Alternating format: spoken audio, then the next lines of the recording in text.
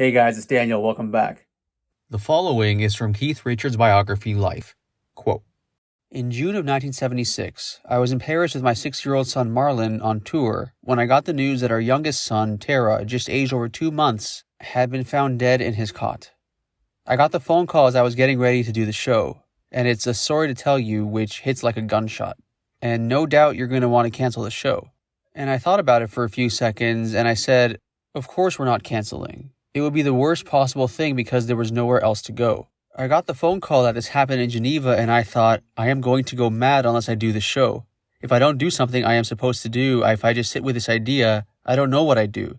Maybe it was just a sense of self-preservation. I also wanted to shield my eldest son Marlon from that at the moment. It wasn't necessarily for him to know immediately because we were on the road. It was a rough thing. If I didn't go on the stage, I would have probably shot myself. I called Anita, of course, and she was in tears, and the details were all confusing.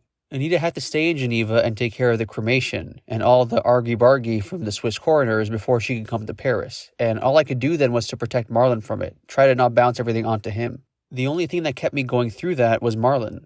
I don't have enough time to cry about this. I've got to make sure this kid is all right. Thank God he was there. He was too young to really get the drift on it. The only upside in this respect is at least Marlon and I were away from the immediate grief. I had to go on stage that night. After that, it was plowing on through the tour with Marlon and keeping that separated. It made Marlon and me tighter, no matter what. I've lost my second son. I ain't going to lose the first. What happened? I know very little about the circumstances. All I knew about Tara was this beautiful little boy in the cradle. Hey, little bugger, I'll see you when I get back off the road, right? He seemed perfectly robust. He looked like a miniature Marlon.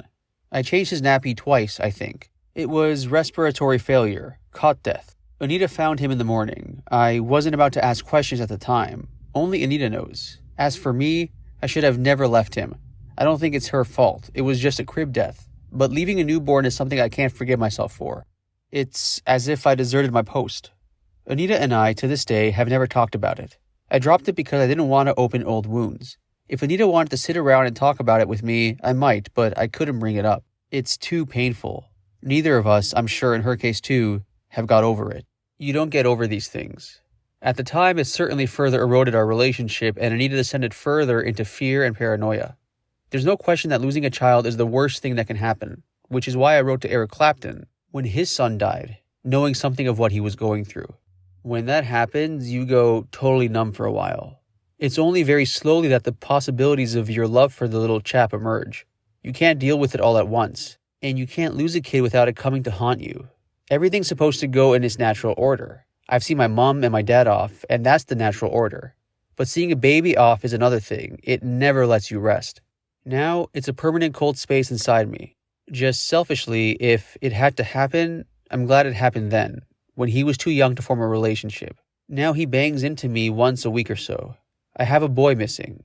Could have been a contender. Once in a while, Tara invades me, my son. Tara lives inside me.